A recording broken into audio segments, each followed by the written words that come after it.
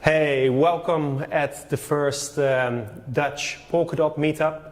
My name is Emiel. I'm with the Web3Scan project, and tonight I'm presenting Polkascan, and Polkascan is, as far as we know, the first multi-chain block explorer. Hope you like it.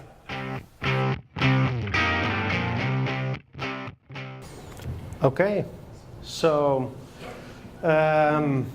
we got the introduction to Polkadot Network, and Peter actually showed us how you can run the software, so you can get started today. So what I want to do is show how you can go full circle in actually, building an application on top of these basic concepts we've seen. So I'm going to talk about Polkascan, and it's a simple application on top of Polkadot, and it's a block explorer.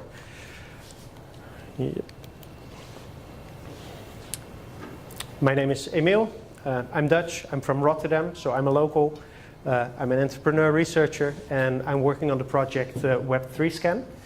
Web3Scan is, building these block explorer type technologies, but way more general than Polkadot. So we build an explorer for the Ethereum virtual machine, but we have some good reasons to dive into Polkadot. You can follow me on Twitter.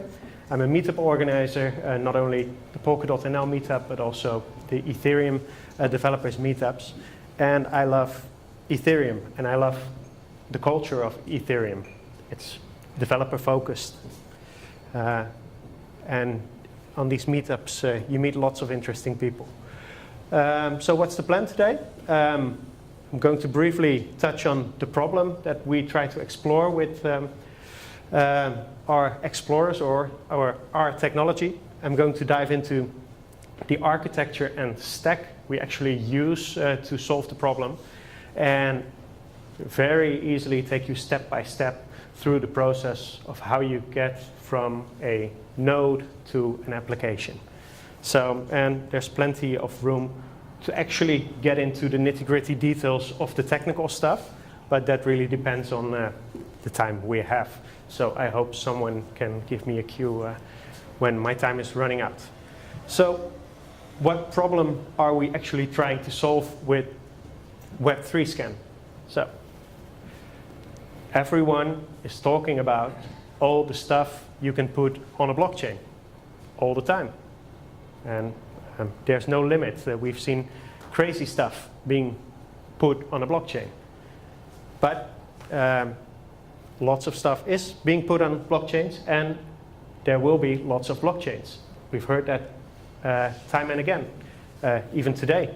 So, and if you want to get stuff out of a blockchain, then there's the obvious and easy parts you can get out of a blockchain, and there are the hard parts. So some stuff is more difficult to get than others.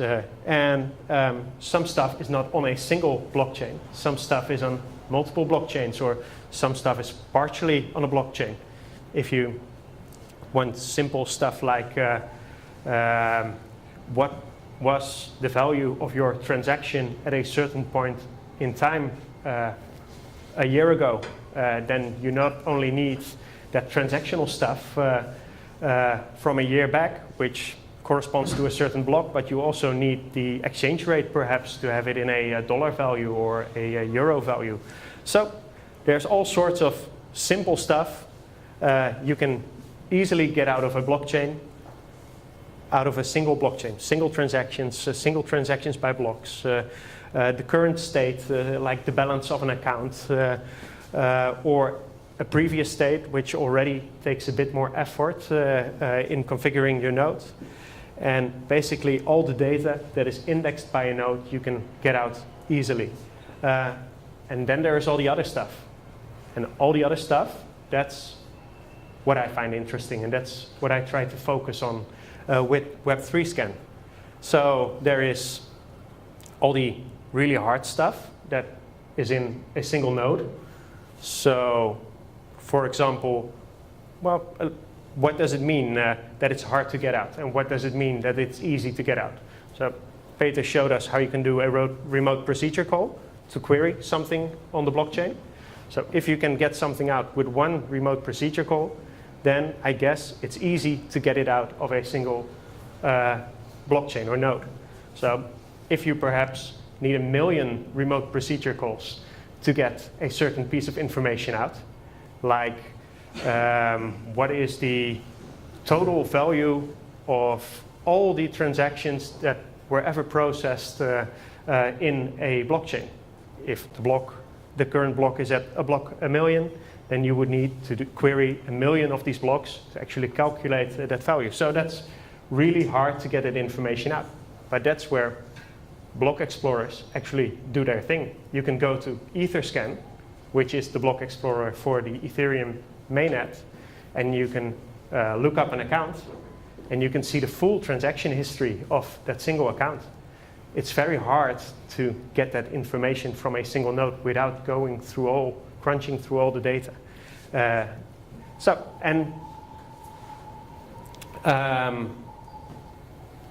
There's all sorts of aggregate information. So the daily statistics, the monthly statistics, and so on. And there's a lot that is very hard to get out. And then there's all the stuff that you can't find in a single blockchain. So either you need to go to outside sources, or you need to go to other blockchains. And then there is the combination of the two. So what we try to do with Web3Scan is to make the multi-chain data accessible and understandable. As easy as that. Well, it can be public data, private data. We can enhance it and make it available. So what are these trends? We are going towards this multi-chain reality. I think the technology will converge on a number of standards or models or technologies. And there will be some services emerging as middleware services, where the blockchain node technology, like the parity technology, will be the core infrastructure. And on top, there will be some room for these middleware services. Well, then there's all the stuff with the multi-chain. We have not really seen multi-chain applications, but we'll get there. With the bridge chains in Ethereum, that's a first example, I think, where we'll see multi-chain applications. And there's room for open explorers. So Etherscan is a proprietary piece of software. It's closed source. I think it would be good, not only from the open source mindset, but also from removing single points of failure in the ecosystem, that there are alternatives for that type of technology. So why do we focus on Polkadot and Substrate? Polkascan is really a scoped subset of Web3Scan. It does everything that we do with Web3Scan and Ethereum, but it's a bit more scoped.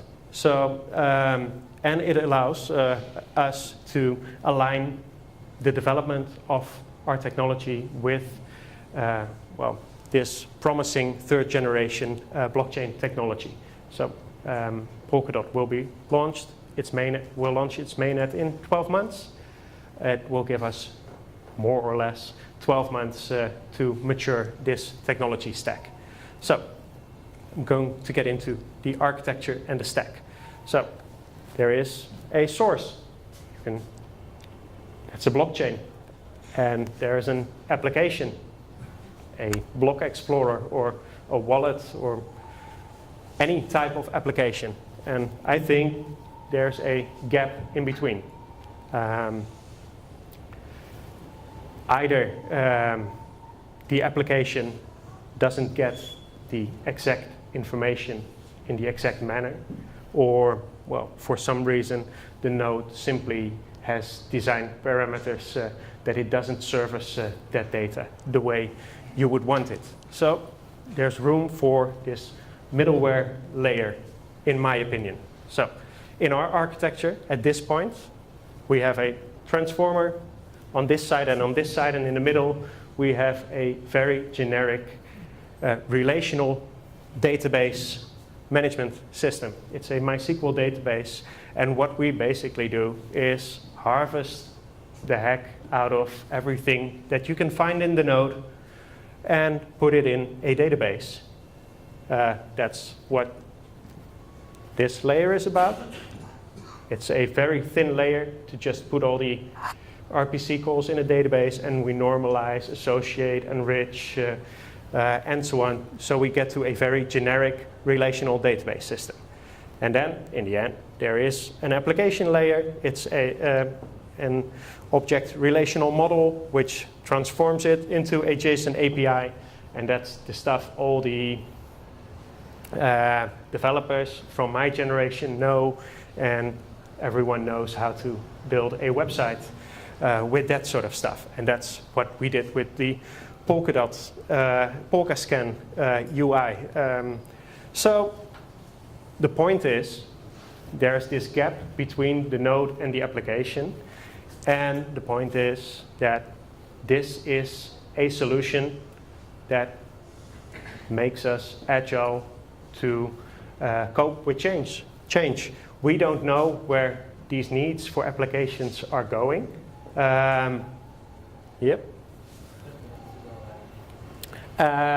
But having this relational model actually allows us to be very reactive, to service any type of data you want very quickly.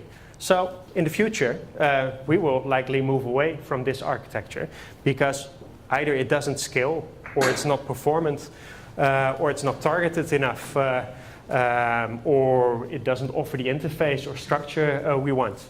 But that's something we are going to worry about later.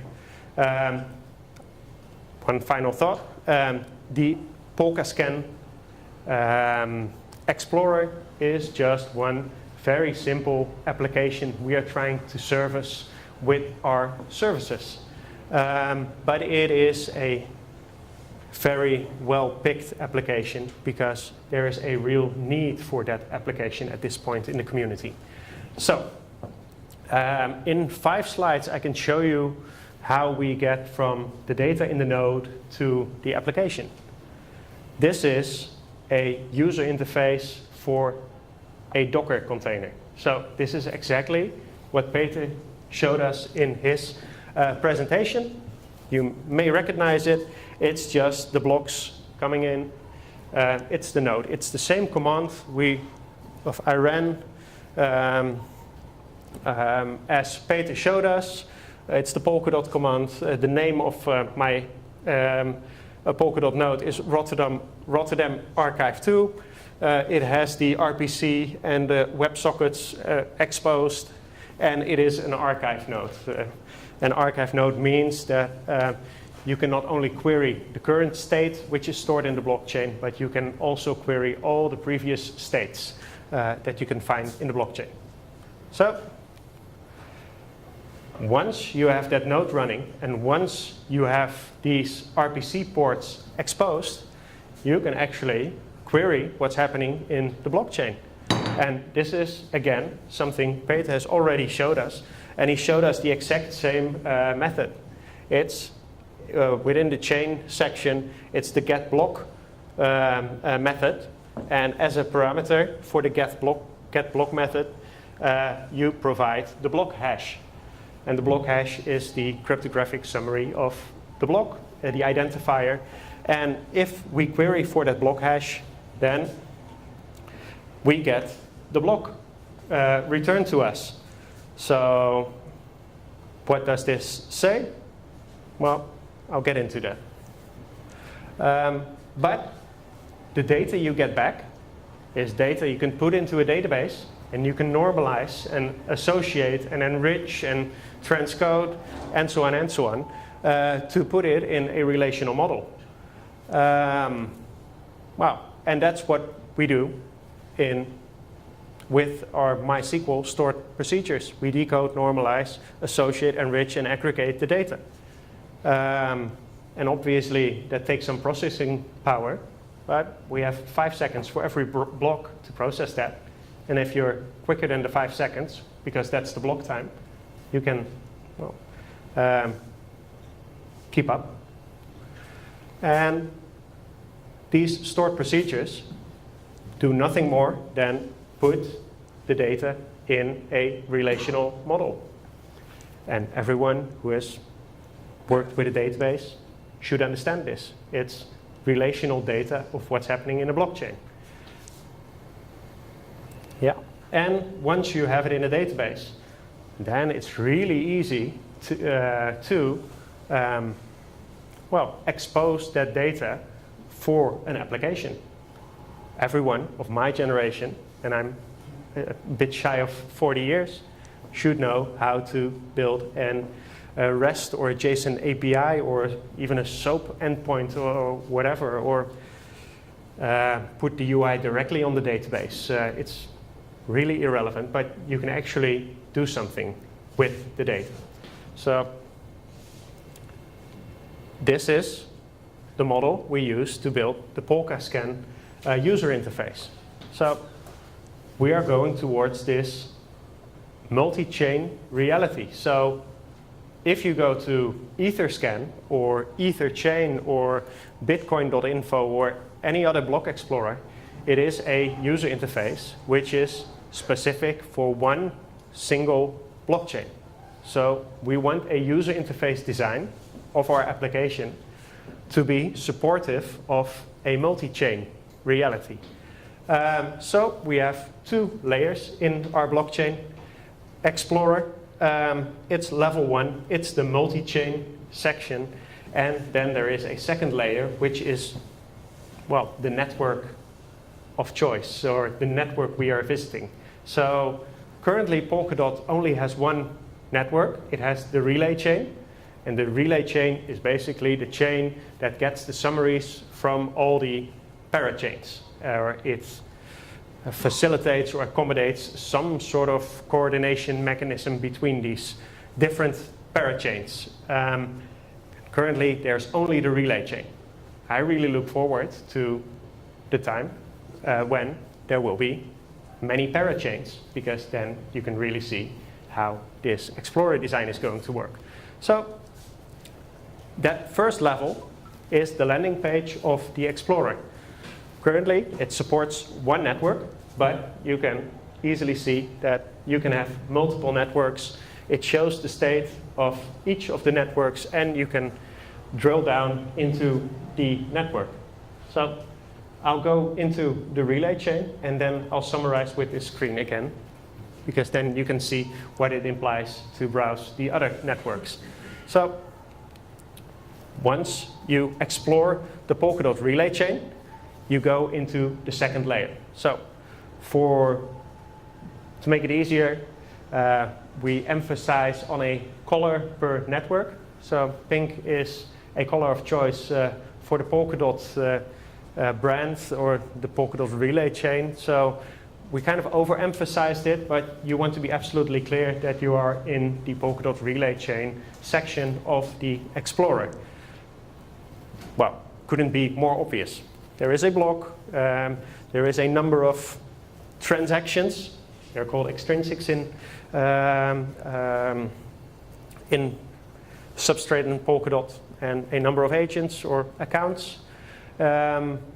So currently we have three sections: activity section, agent section, and analysis section. So the activity section is basically everything that's happening on the blockchain. So it would be blocks and transactions or extrinsics. The agents section is information about who is doing that stuff on the blockchain. So it would cover the accounts, for example. And the analysis section is the section where you would expect charts or aggregate information, daily statistics, and all that sort of stuff you should be familiar with if you've ever visited a block explorer before. So activity section has blocks and extrinsics. There's a menu structure, and if you go to blocks, then you see the blocks in descending order. So it shows the most recent block at the top, and it shows some of the details about the block. It's a simple overview page, and if you click on the details, you can go to the detail page of an individual block. So this is the detail page of this particular block. It shows some of the hashes, some of the block details on the first tab, and on each of these detail pages you can find additional tabs. So because our JSON API we service the data with is relational in nature, because the underlying data model is relational, we can very easily show you all the transactions or extrinsics that belong to this particular block. And because it's all serviced by block in that JSON API, it's very fast to search within a block.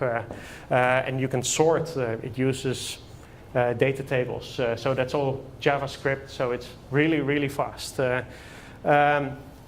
Attributes, we already harvested and enriched about 150 distinct attributes for blocks alone, like how many transactions, how many signed transactions, how many unsigned transactions, all the counts for the different types of transactions. You would find these attributes of a block within the attribute section, and you can search them, and you can scroll through them and copy them easily to an Excel file. So getting the data out is also really, really easy. Okay, extrinsics. These are basically transactions. I'm going to move forward a bit. The agent section. So agents is the stuff, the entity that performs the transaction. So, or an individual account that nominates or stakes. So it's really limited what we have at this point, but I can imagine that within the upcoming weeks we'll have balances of individual agents and perhaps staking reward or slashing history, so you can get these graphs of how the balance of a particular agent increased and decreased over time, that sort of stuff. So then we get to the analysis section, and this is where you actually get into all the information that is really hard to get out of nodes because it's aggregated or you need to do a lot of computation on it.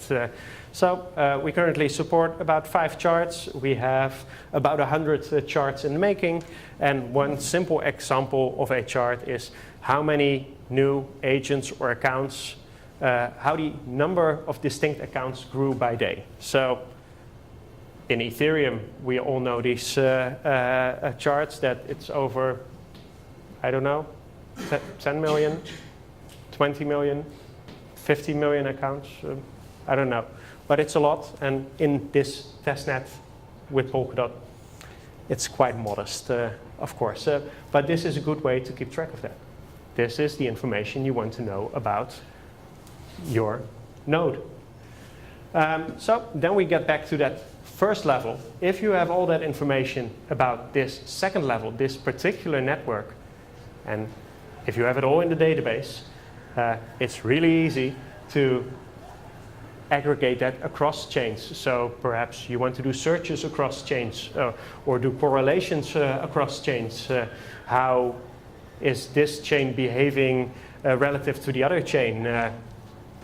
That's the stuff you get on level 1, which we haven't gotten into yet, but we really look forward to getting into that.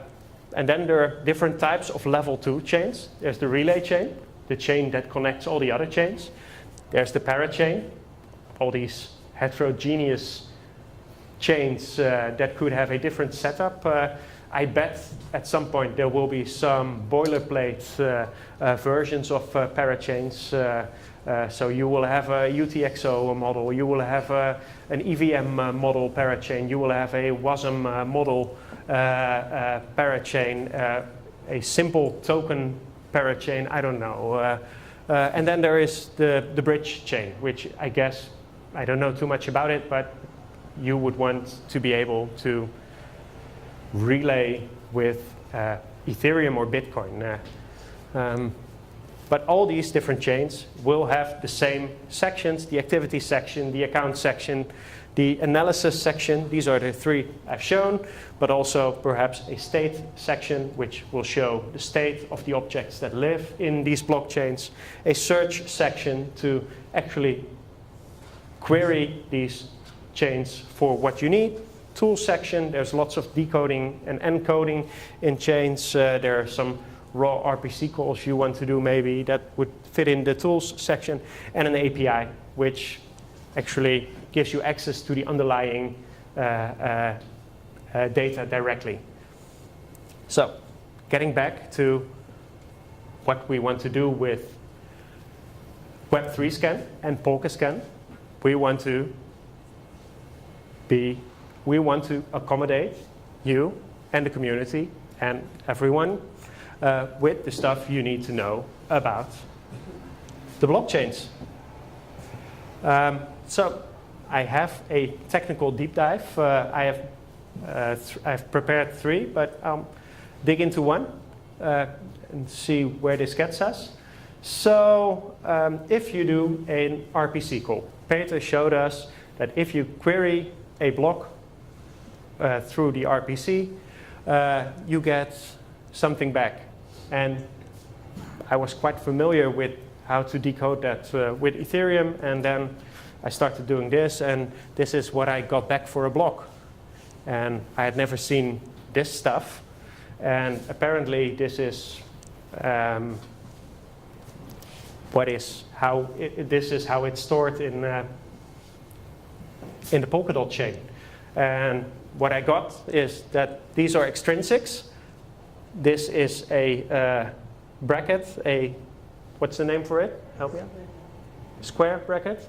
Okay. So that must be an array. And I counted 1, 2, 3, 4, 5, 6, 7, 8. Well, 8 things. So there must be 8 extrinsics. And some extrinsics have a lot of zeros, and the other ones have numbers. So I got some support on the Riot channel. Jacco helped me out with this, I believe. And basically, it's very easy. These are unsigned integer 8 arrays. Well, then you know what you're looking for. So it is an array of numbers between 0 and 255, which is an 8-bit integer. And if you convert that to a hexadecimal format, then already it looks way more familiar, at least for me. So I'm not saying you should make this transition, but it helped me at least to understand what I'm looking at. So this is exactly the same as this. And this is something we can understand, perhaps. So 255 equals FF. This is a byte. This is the hexadecimal format for 255. Well, I won't fatigue you with that. I highlighted some of the others. It should be quite evident. So what is an extrinsic? They told me it's a transaction, but it's basically a generic blob of bytes, which you can input from the outside of the network. And you can sign it. So the network would know who put it into the network. So what you get there is that semantics really matter. So you have to know what these blobs mean. And in Ethereum, we are all quite familiar with that because we have an ABI for that. It tells us it's the application binary interface, if I'm correct. It tells us what the binary data in the virtual machine actually means. But there is no ABI for the objects that live in Polkadot. So you have to kind of reverse engineer that from the 1 or 2 applications that have been built. And the user interface that Peter showed us, in which you can do the staking and the transactions, that's one application I studied really well to be able to reverse engineer most of the stuff. So then you got that binary blob, or the blob of data. So what does it mean? Well, apparently the first byte tells you that what comes next is an address, and FF actually implies that it's a normal address which takes 32 bytes of space, which is quite similar as an Ethereum address. It looks similar, that's 32 bytes as well. So this is starting with 5D and ends with 8E. That's this part, and it ends somewhere here. Then the address index, that's what we know in Ethereum as the nonce, and the nonce is kind of an ordering mechanism that you can't send a transaction twice. So it's a sequence number of the transactions you send. So since this is nonce 0, this is the first transaction that was sent by this address. Then there's the extrinsic type. As with Ethereum, you can call a method in a smart contract by sending a transaction. That's what the data field for is in Ethereum. So all transactions or all extrinsics address one of these internal methods in Substrate or Polkadot in this case. Then there's the parameters you give with the extrinsic, and then there's the signature, which is basically that couldn't be anything else, and it proves that the sender actually signed the thing. So there are a number of objects that make Polkadot Polkadot. Without these objects, it would be a vanilla substrate implementation. So Polkadot is Polkadot because you can stake with it, because there's some timestamps in it. There's a democracy and a council. So the relay chain has these sections, but a parachain doesn't have these, or doesn't necessarily have these sections. They could have different objects. And within these sections, there are all sorts of extrinsic types, and these would be the different transactions that live inside Polkadot, or that are allowed by Polkadot, or that Polkadot is able to process.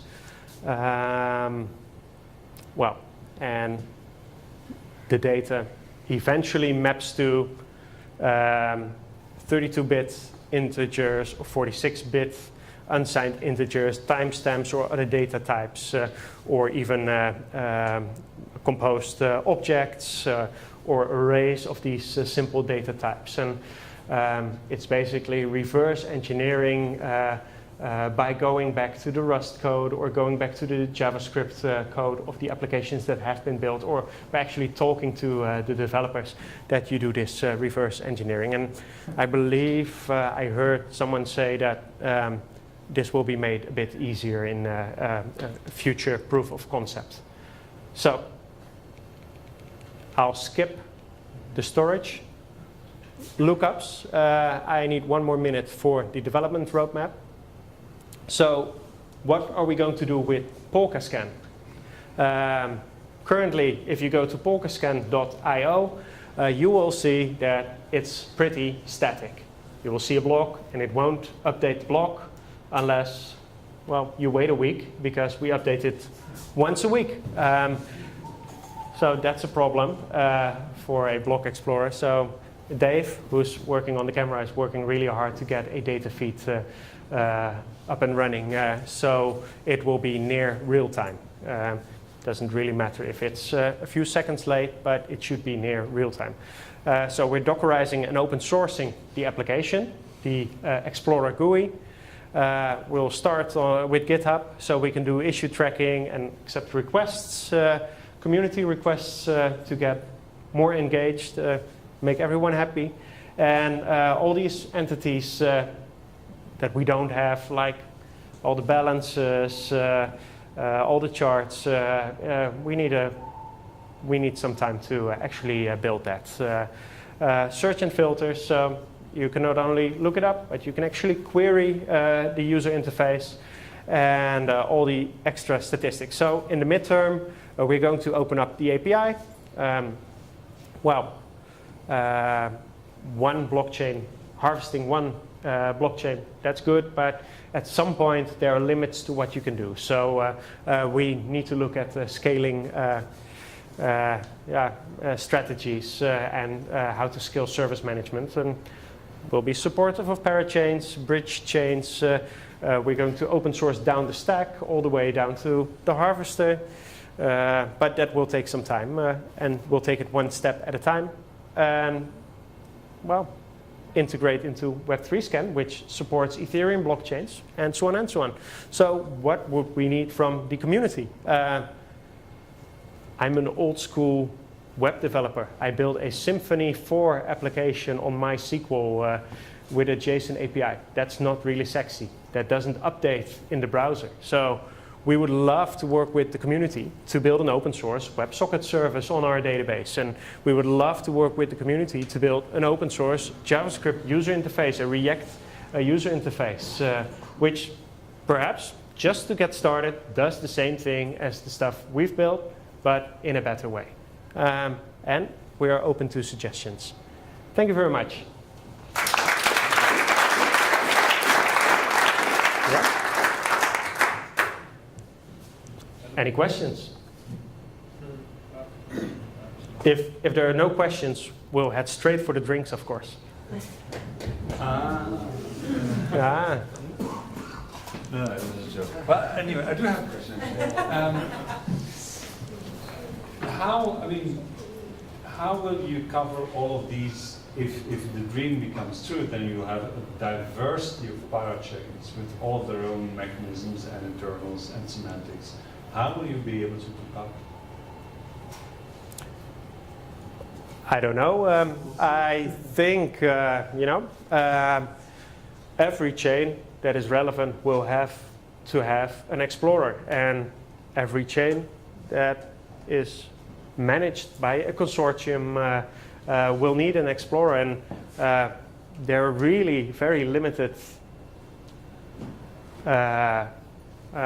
vendors you can go to. So I think there's a business model in that to service that. And if you can delegate the day-to-day activities of managing such an explorer to a consortium, that's pretty scalable. It's old school scalability, but that works very well because it has a business model. Does that answer your question? We'll see. Anyone else with questions? Any more questions for Emiel? Nope. Okay, we'll take a quick break. We might not have any pizza left. That's going to go. Let's go find some beers, wine. Quick break. Would you say 15 minutes? 15 minutes? 15 minutes.